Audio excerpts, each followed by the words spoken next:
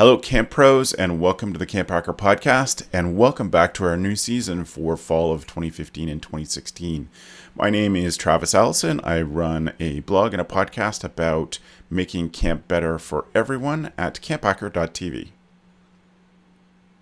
Hi, my name is Dan Weir. I'm the Director of Camping Services at Frost Valley YMCA. Frost Valley is a year-round camp conference education facility up in the Catskill Mountains of New York. This was just my 19th summer working in summer camp.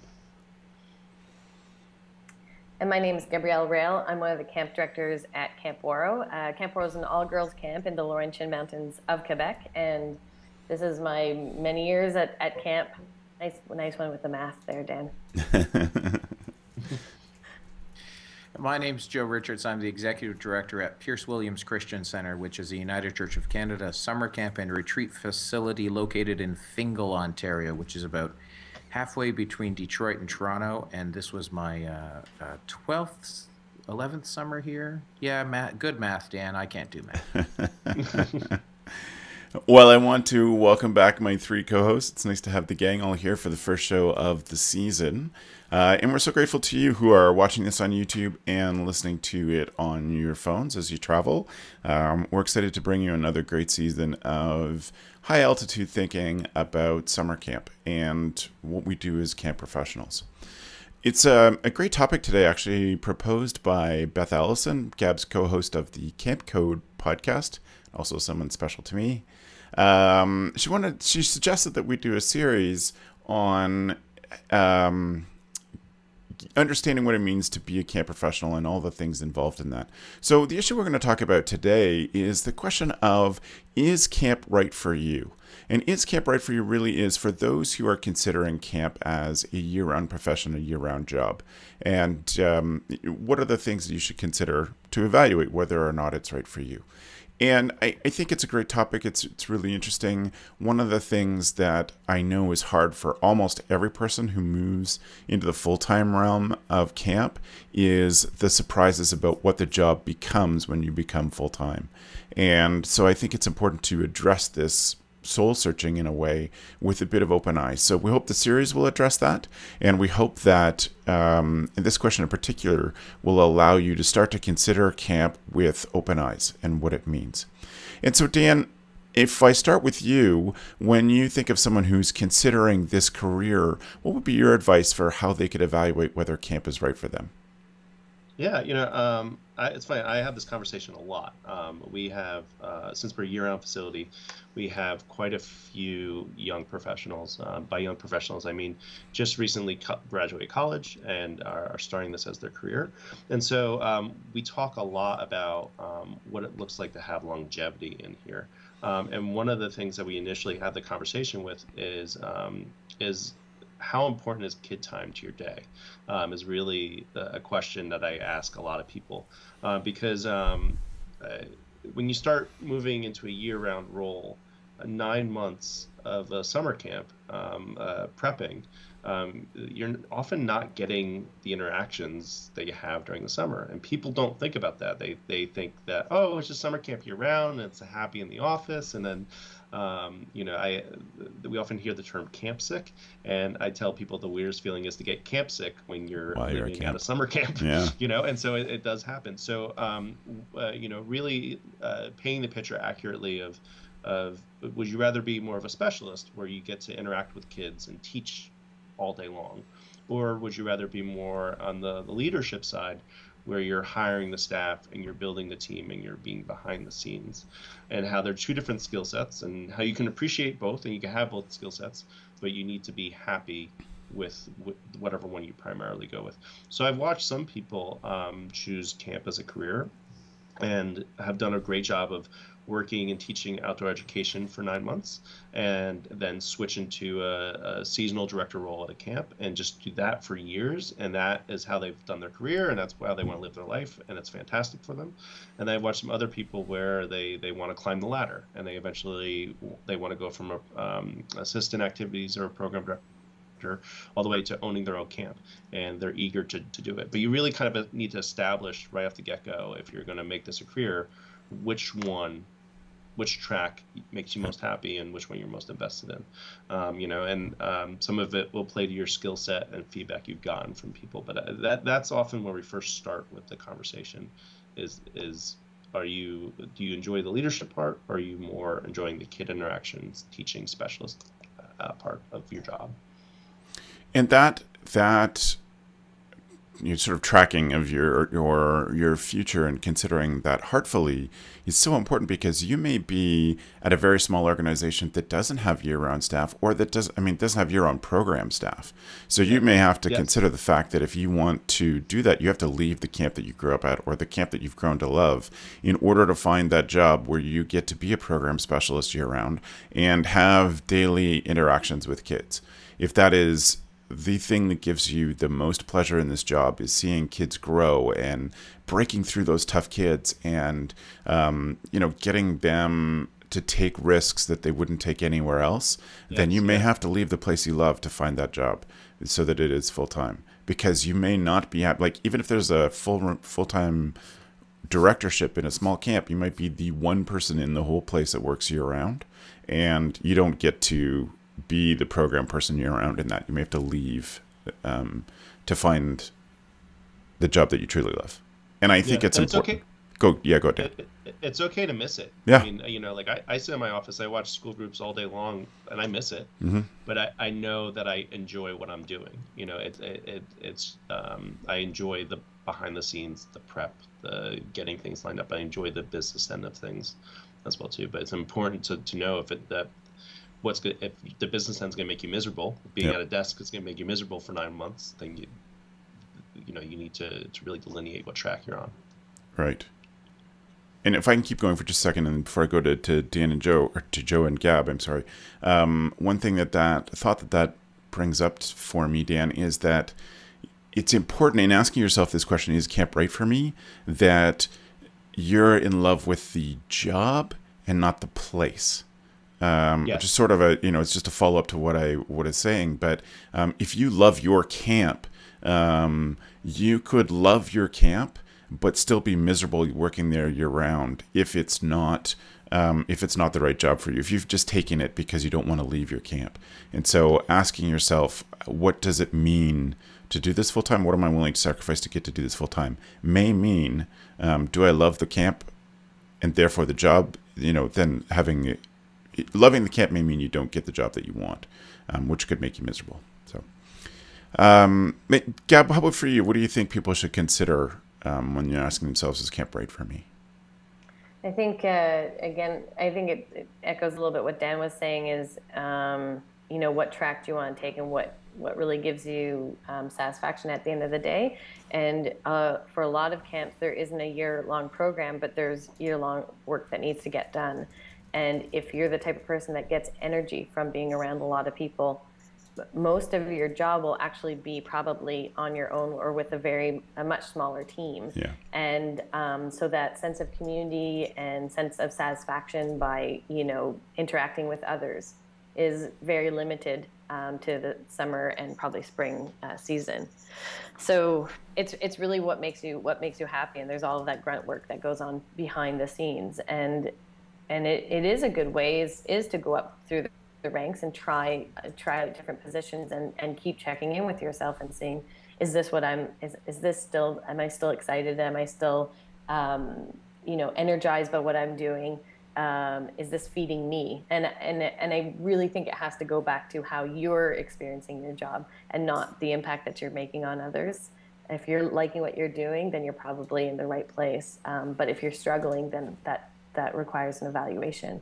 But I don't think you know until you actually try. And I remember, probably a lot of us remember maybe even being in our houses or apartments, or some of us are still there as camp directors. That's where your office is in your home. And it's such a culture shock from going from the summer where you have 200 plus people to being maybe 2 people, and just how you deal with that. But there's a whole other reality. It's both worlds are such a juxtaposition from the other, and it's just doing it and trying it out and seeing if that works for you, and seeing if you're yeah, if you're happy doing that. What do you think, Joe? I think that people are really, summer camp often happens in our life when we're very impressionable. And we're impressionable at that young age, sometime between, being a teenager and being a young adult at 20. And a lot of people think that if they have a mentor, especially if they see someone who's doing camp full time, a lot of times they can think of the magic and what they want to do.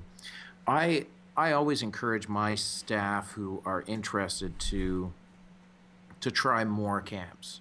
Yeah. Don't stay at your home camp, right? You need to understand whether camping is for you. You're going to need to go to many camps, and you're going to need to find out what works for you. And oftentimes it's better to leave the memories of your home camp just as memories. I think the challenge is, and Travis, you said it, the location and place, right? If you're in love with your camp, that doesn't mean that that's where you should be full time. The reality is, if you want to choose camping, you need to think about what you want to create. Right. So the belief is that if you stay in the same place, you sometimes can be hemmed in by being the only person in a small facility, or by a board of directors that isn't forward thinking or visioning. The reality is, as if you want a longevity in camping, as Dan said, you really want to create something special, and something that's not relying on you, right? So no matter where you go in camping, you want to create something that can live beyond you. I think that, a lot of people, when they think about camp, they think about all the good things, but they don't think about those challenges that many camp professionals have, the relationships that are sacrificed for being at camp. Right? I know a friend of mine travels up the middle of June for our Canadian summers and gets back the end of September and leaves his wife and his kid at home for the summer. And that's just not easy long term on any relationship.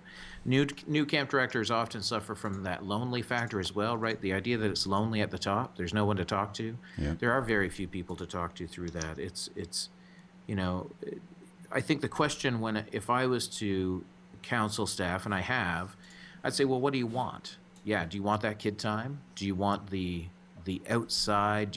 Because we're not going to be outside every day. We're going to be sitting at an office desk. If you want to be outside every day, I can hire you as a camp maintenance person. Right. But then you're going to turn surly and mean, and so we don't want that for you. And and then the other thing is, a lot of times we make these choices, as I said, when we're young, we get this vision that camp is what we want to do. But you need to be prepared for what happens when you get it, right? Like, you need to have a plan, not just, because oftentimes we talk about the plan is, let's be a full-time camp director. That sounds awesome. But what do you do once that happens, right? That's where you need to create something more. And I think that if you have a longer vision and plans, you're better set up to succeed in camping long term, and to be able to grow other people, right? So a lot of people get into camping because they want to work at camp the rest of their lives. Mm-hmm. But the experience they have is working during the summer at camp, right? And the reality is, as we become camp professionals, our job is to grow other leaders and to delegate tasks which we might want to do, but we're not going to do, right? When I hire a program director, I let them determine how the program is going to be, because if I wanted to be program director, I would just make myself program director, but that's not my role, right? So I think it's a fine balance of learning where your roles are and understanding all of those things that can go horribly wrong. Because we all know, as the four of us, we all know camp people who have not survived relationships, and have chosen camp over those relationships, and that is what it is to that person, right? It's neither right nor wrong in my mind. Yeah, I mean, Joe, bringing up relationships goes into something I really wanted to bring up, which is time. This is a career that demands a lot of time, and when you're starting in the career, it can feel like a give and take. But when you get older, it can feel like a tug of war. It really can feel like it's pulling you, and you need to figure out how to best manage your time. Not only just being efficient, but also just knowing what is the bigger priority in work and life. This job requires a very flexible schedule, not only on you, but whoever you're with. And that could be family, it could be your parents, like I can't tell you how many times I've gotten angry at family for having a wedding during the summer. Yep. I'm like, and really 5 hours from here? How am I supposed to get there and back in one day? Like, I can't do that. And it sounds absurd, but at the same point in time, you need to kind of recognize that.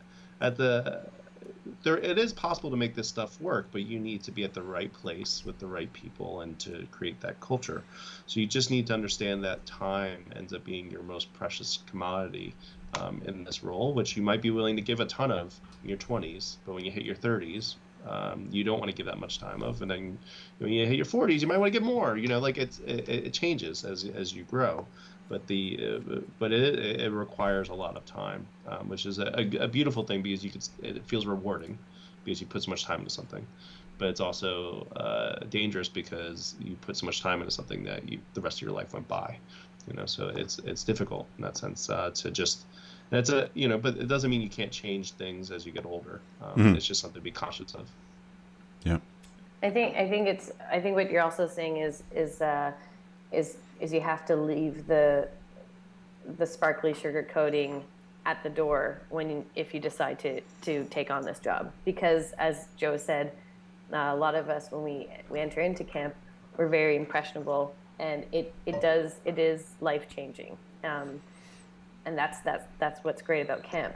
However, the full-time job can't be your life changing. It has to be part of your day to day.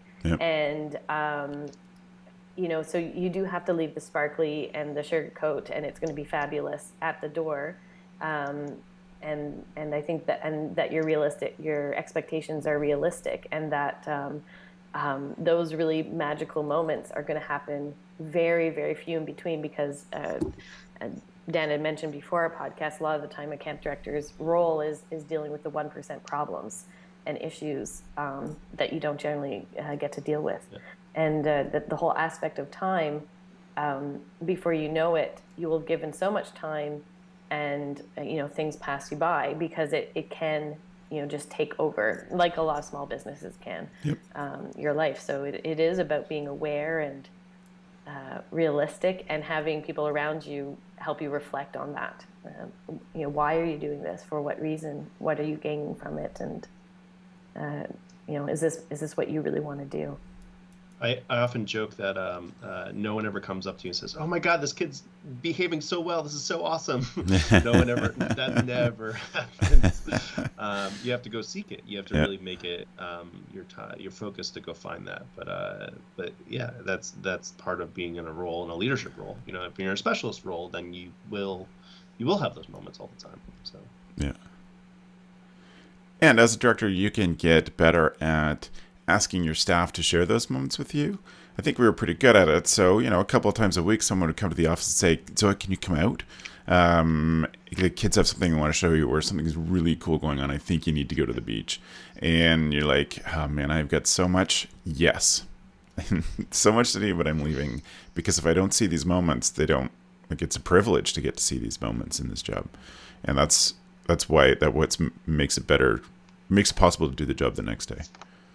Yeah, and I think as camp directors, that's a very important, or camp professionals, that's a very important life lesson, and that's something you want to teach your leadership team. And I think that, as a camper, counselors, they coordinate the fun, they coordinate the magic, and then staff members get to experience that magic, with the campers. And then the further you get away, the further you get into management, the less you're part of that. And that's a wonderful life lesson for your leadership team to start to learn, is how to, leave the computer and connect. How do you do that daily? I love standing in the lineup with the kids before they go in, for meals and like chant like, "Let us in. What is this? The bureaucracy." And we're like, it's fun when they get into it. But like, what do you do to connect with the campers? That's a great thing to teach your staff that are in management. But I think also there's so much of it that will be dealt with. You'll be dealing with parents throughout the year. You'll be dealing with marketing, interviewing, just there's so much that is the actual being on camp is a very small part of it. Yep. I think that question that you ask yourself that Dan talked about, something that that I've been going through my head is a way to self-evaluate whether you are a programmer or an administrator. Is an administrator, I don't mean just doing the books. I just mean someone who goes on to be, in charge of hiring and big picture things. One of the clues, it's not the only indicator, one of the clues for me is whether you're at camp for the kids or you're at camp for the staff. Kids are fun. I like being around kids. It was a really fun job being a counselor. But as soon as I moved into leadership, I knew that I was there for the staff. And that, for me, was a personal indicator that I was, although I enjoyed being a programmer, I'm an administrator type because I enjoyed being there for the staff. I enjoyed setting them up to succeed. And I got in big fights with my board on 2 occasions because they thought I should be more hands-on with the kids. And I said, no way. My job is to make the staff great because they're going to be there with the kids every moment, and I just can't. So yeah. I think that's a good self-evaluation. My staff call me Dad, and I mean it's partly because I have a little kid, but I mean I treat them like my kids, and then I hope that they treat their kids as well as I'm treating them, and that's how I've shifted my paradigm, is to truly appreciate them. Yeah. Joe, are there any more questions that come up for you? There's not a lot more questions that come up for me. I just a lot of it is self-exploratory as well, meaning that you don't, at 20, you might very well be a programmer versus an administrator, but that can change, right? Yep. If you're forced into a role where you're going to learn those skills, you might grow into those skills and have that ability while still being a great programmer. And some of the best camp directors I know, it's being a jack of all trades and being able to do all of those things, right? With some degree of competency. The industry is, I think the industry is bigger than than youth would think, meaning right. that a lot of times if you've grown up at camp, you think that, well, there's one camp and I see one full-time job, and the reality is, like when I was in Australia, I was floored by how big the industry is in Australia. If you want to be an outdoor programmer for the rest of your life, move to Australia, right? Like you can have that job and not do any administrative stuff. And so California is similar too. Yeah. Yeah. It's partially just to having that knowledge. And it's funny because I think back to when I made the decision to work in camping full time, and my dad is a tomato farmer, and he said, "You can work in camp full time?" And I said, I'm pretty sure I can, right? Like I simply didn't know because I didn't know anybody who was full time in camping at that point. So it's an ongoing challenge, but it really is, right? Is this the right thing for you, or is this a great memory that you should just leave be and move on with the rest of your life? Yeah. Yeah. I think a couple things you can do to make it easier, make the decision easier for you, is to talk to your current camp and see if you could do things like shadow someone on standards visits. We used to always, and it was a privilege to get asked, but we would try to always bring 1 or 2 senior staff that we knew had some potential to be in rec full time, whether it was camp or not. We would take them on standards visits with Beth and I, because we ended up doing 2 standards visits this summer. And that is the same thing that Joe talked about, getting to see other camps in action. It's hard to do when you're a summer camp staff person, but even to do like Jack and Laura did and go camping coast to coast and visit over 100 camps, they are able to work full-time in camp at a really young age, doing projects that they love because they invested 2 years in seeing how camps run and taking the lessons from that, and and doing that. Now they're running their own camp in their mid-20s because they took the time to learn. And that's probably one of the biggest takeaways for me. If you don't love to learn, you cannot succeed in this job. You can't move from seasonal to full-time without a love of learning. 100%. Because you end up having to do so much than what you've been trained for. And that is absolutely 100%. And I think that also when you own and run a camp, or if you're in a position of leadership, is to look at those staff members that might be staying around because they love the camp, and they don't know how to go and look at other camps. And one of our amazing staff members who was full time with us, we're a small organization. There was no more place for her to go and grow. She did have a full-time job, but she wanted more experience, and we helped her find that experience, and she was able to go and work at another camp in the States, and that's something that's very exciting. But it does give you that it's not about the camp that you grew up at. It's about the industry and helping move the industry forward. So giving them those opportunities, introducing them to people, is a very important part, I think, in our role as camp professionals. Yep. Yeah. Get them to those other places. Another thing that this question brings up for me is you need to understand that you're going to own a shitty used car for many years to come. And you're going to have the pain in the butt of a crappy old used car that you're always trying to save enough money to put tires on to fix the muffler. I just got rid of mine. Yeah. What's that? I just got rid of mine last year. Yeah. It was almost 15 years in this job before we were in a position that we could afford to buy a new car. So we just kept having one crap job after another. And so it's just things like that. It's like, yes, camp is worth it to sacrifice that. Some days it is a terrible drudge to have to deal with those kind of problems. But things like, we have contractors here who are fixing up one of our bathrooms, and I can now go into a contractor's job site and I can look around and say, okay, here's the things that need to be finished. Here's the things that weren't done right or weren't finished properly, and I can see that's sort of stuff that I can do because I was a camp director.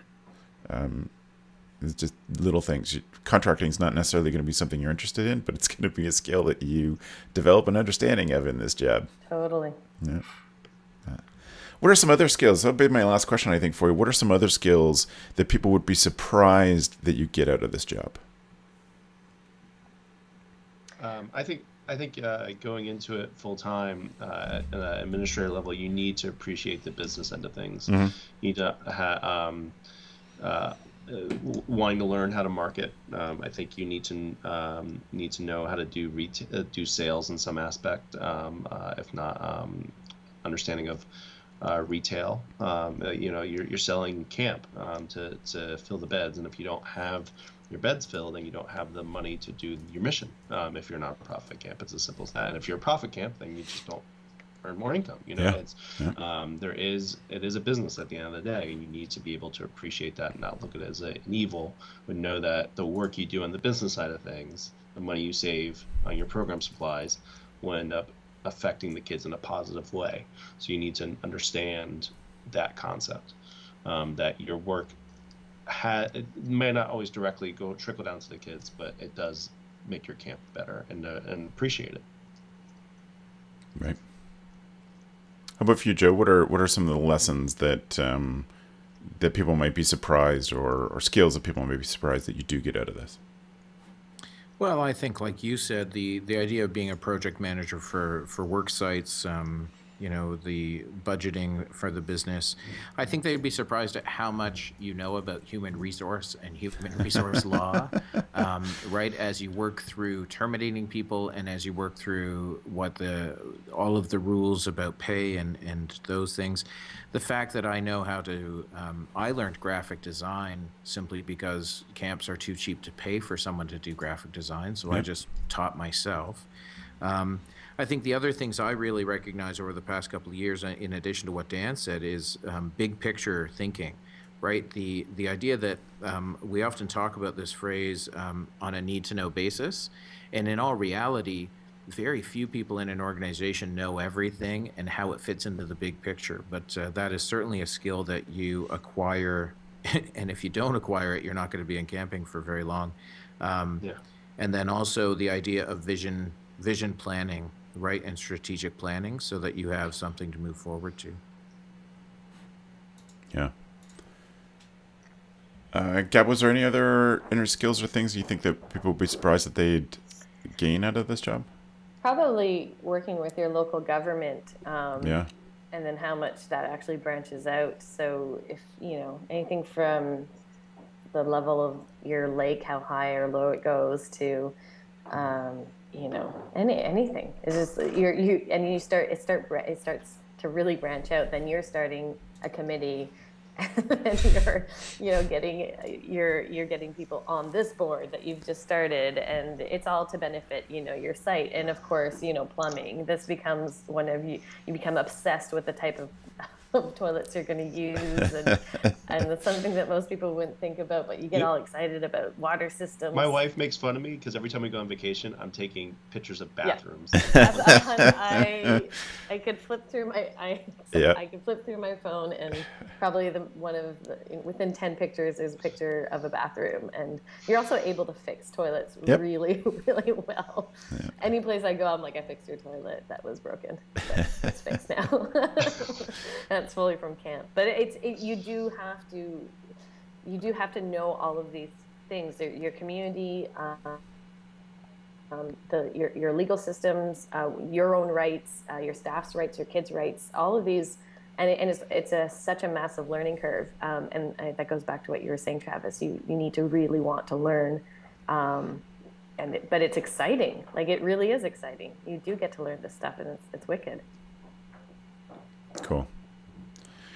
Listen, I think it's been an awesome discussion. I'm really looking forward to continuing the series on. We're planning on doing at least 2 more discussions on this theme of, what it takes to be a camp pro. And so next time we're going to really drill down on how to get yourself hired, how to find the opportunities. And there's going to be lots of different aspects of that, how to prepare, the experiences that you've had on a resume so people understand it, how to find the camp jobs, etc., etc. So thank you to my co-host for a great discussion today. I'm really grateful. I think that if you've stuck with us until this point, I'm sure you've got something out of this conversation. And if you have, we would be so grateful if you would go to camphacker.tv/iTunes and leave us a review there. Be totally honest, we're not looking for 5s, we're not asking for 5s, we're asking for you to be honest. But if you found some value in what the panel has been sharing today, then I hope you'll take the time and go to camphacker.tv/iTunes and leave us a review. All right, then, it's time for us to move on to our tool of the week. If you're new to the CampHacker podcast at this episode 84, we hope that you'll go check out our back issues. The issues in this podcast really aren't all that date related, so there's not a lot of them that have gone stale. There's some great thoughts and sharing with this panel and many others that we've had. One of the things that we consistently get feedback is how much people love the tool of the week.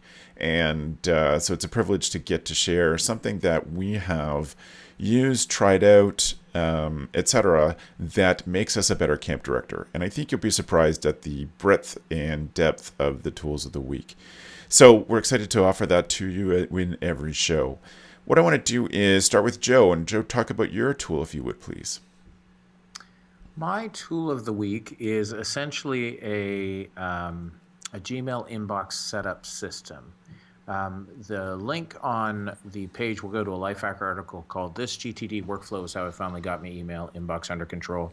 As I was thinking about what tool to give, it's often right in front of you. You use it every day and you simply forget that you use it. And that's the best kind of tool there is.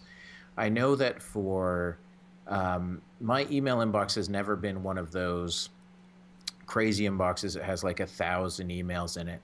But I like to know that I'm dealing with things. And oftentimes, if you continue to store it in your inbox, that's not a really great storage solution. This builds off of the David Allen method of getting things done. And so essentially, it lets you break with no add-ons. This is all done through Gmail. You can add, so my inbox currently is empty. And then on the, it splits the screen. So on the right side of the screen, I have the labels. So I use a labeling system. So needs action / reply sits at about 10 messages right now, and those are things I need to take action on. There's a waiting reply, which I can see is at 2 messages. There's scheduled. I'm off to Brazil in a week, so I have some scheduled things there where plane tickets or conferences or whatnot go into scheduled. I have 4 messages, and then delegated are things I've sent to someone else to deal with, and I'm waiting their reply. And I can see all of those nicely on the right side of my screen without my inbox being full of all of those things. And it literally took maybe 15 minutes to set up with labels, and you have to get used to labeling. And it works in any Gmail account, but the stars, the label, sorry, so it's stars, not labels. The stars don't always work on the Gmail. Google, for whatever reason, hasn't allowed you to change the star type on mobile, but I'm over that, have been for a year. I've been using this probably since I first saw the article, which would be early last January, and it's brilliant. I love it. Awesome. A great tool. How about you, Gab? My tool of the week is basically how to clean your camp boats, specifically your sailboats. So if you want to look sparkling clean, and there's probably so many solutions out there, but I found this one to be the best. That actually works really, really well. And it's a mixture of Mr. Clean and CLR, I think it's mold and mildew stain remover. Right. And CLR's, Mr. Clean is kind of abrasive, so you don't want to press too hard. But with a CLR mildew spray, it comes, your boats will look absolutely brand new. It's crazy. Right on. And there's a video. You can check it out. Cool. Not ours, but it was on YouTube. Right on. It works great. We did it at the end of the season, so it worked out really cool. Perfect. And for you, Dan? I have my tool is the Harvard Business Review IdeaCast. It's a podcast that's done weekly, and it's most of them are roughly like 15 minutes long. But I've just found some really great things that I'm able to implement into staff training and keep myself fresh from it. So there was one recently, I'm just looking, like 2 weeks ago on it was your office hidden artists and how to work with them, and it was the perfect analogy for working with camp counselors. It was great. I'll probably put it on the Summer Camp Pros Facebook group at some point, but it's I'm constantly listening to that podcast, and it's nice. It's not too long, and it's often ideas of things I'm not thinking of, and I could often relate it back to camp in some way. So amazing. So we're going to put the links to all this in the show notes. So if you go to camphacker.tv/podcast, you'll find the show notes from this and every other show. And so you can find that. And we'll have Matt, who's our editor and producer, we'll have Matt find that exact episode and put it in the notes. So go check out camphacker.tv/podcast. Good one. Dan and I have had some good discussions about good podcasts recently. So I'm sure there's lots more tools of the week buried in that discussion somewhere. Yeah, right on. I will say that mine is is a personal comfort item that I think in surviving all of this, it's important to carve out some time for personal comfort. And I will give Joe full credit for this idea in a discussion that he and I were having with, he and Beth were talking about tea, and I was hovering, and so this comes out of this. So Dan, you might like this one a lot too. Actually, all three of you like tea more than I do. It's funny that this is my pick, but it is the Brevelle automatic tea maker, and there's a link in the show notes. It is the most expensive tea thing you've ever purchased, but so worth the investment. I'm drinking tea made with one right now. Yeah, there you go. Joe's giving us good sound effects. It really does make the perfect tea. It makes the perfect cup of tea or the perfect pot of tea. It can keep tea at the perfect temperature for an extended period of time so that it doesn't get bitter. It really is cool. It's also one of the funkiest machines to watch, as it automatically raises and lowers the tea in and out of the water. So it's pretty cool. You'll find that link in the show notes. In those little moments of comforting yourself, I think that's part of how you survive. I've often thought back in a long time ago when I used to be a smoker, that one of the things that smokers have that the rest of us don't is some enforced break in a day. Is that they force themselves to stop whatever they're doing, budget 10 to 15 minutes to step away from it. Obviously, I'm not condoning smoking. I'm just saying that some little thing that you can take 10 minutes to do that's not camp related twice a day, 3 times a day, is really a huge key to longevity. And I like to grind my own coffee beans and make good coffee. That's a 10-minute to 12-minute process for me, but I'm not sitting at my desk. It allows me to think about other things or listen to other stuff. And I thought this tea maker that Joe had recommended would be a great thing for you to have in your year-round office as you're considering your life as a camp pro. So, can I just say, Travis, that please do. I have had that tea maker now since Santa Claus brought it to me last Christmas. Mm-hmm. It gets used. I drink more tea now than I ever have, and I spend way too much money on tea, but I have no other vices in life. I don't drink, don't smoke. Well, I don't drink a lot, but it's an amazing product, and I can't tell you how it will change your life if you get one. There you go. So if you love tea, it's a good thing to start saving for. Too bad our American listeners don't have Canadian Tire money. That's a good thing to save up your Canadian Tire money for. We'll talk more about Canadian Tire money later. That's also a good tool of the week, actually. Listen, I'm so grateful to have the three of you back and to be podcasting again this season. It's really wonderful to have smart people to talk about camp with. So thank you all for being here. So what I'm going to do is just change the close a little bit as a surprise to the three of you. Just so that we're always trying to make things better, we'll give you a quick close and let you know. If you want to follow Dan, go to danlovescamp.com, or you can follow his work at frostvalley.org. And Dan, thank you so much for being on the show. It's great to have your brain. Thank you. Oh, thank you. Awesome. Thank you. And Gab, if you want to follow her, check out raildesign.com. Gab is doing some amazing design work for camp people, and Rail is W. I'm just going to make up letters. It's RAILL design.com. And you can find her camp at ouareau.com. That's OUAREAU.com. And Gab, thanks for being here. We really appreciate it. Yeah, it was awesome. Thanks. And Joe, you can find at yoyojoe.com or campisbetter.com, Joe, right? Not .org. Campisbetter.com. And we look forward to hearing from you about your travels again this year, Joe. Thanks for being on the show. Anytime. Right on. Thank you. So again, go check out our show notes at camphacker.tv/podcast. If you appreciated the show and want to share it, you could go to camphacker.tv/love. And if you're a Twitter person, that'll put out a created Twitter for you that you're welcome to edit, but will help us get the word out to other people who are interested in learning about being a camp professional. If you know someone who is a brilliant summer staff person who you would like to encourage to become a year-round pro, we hope that you'll share this episode and the coming episodes in this series. You'll find them all at camphacker.tv/podcast. Thanks for the evening, friends.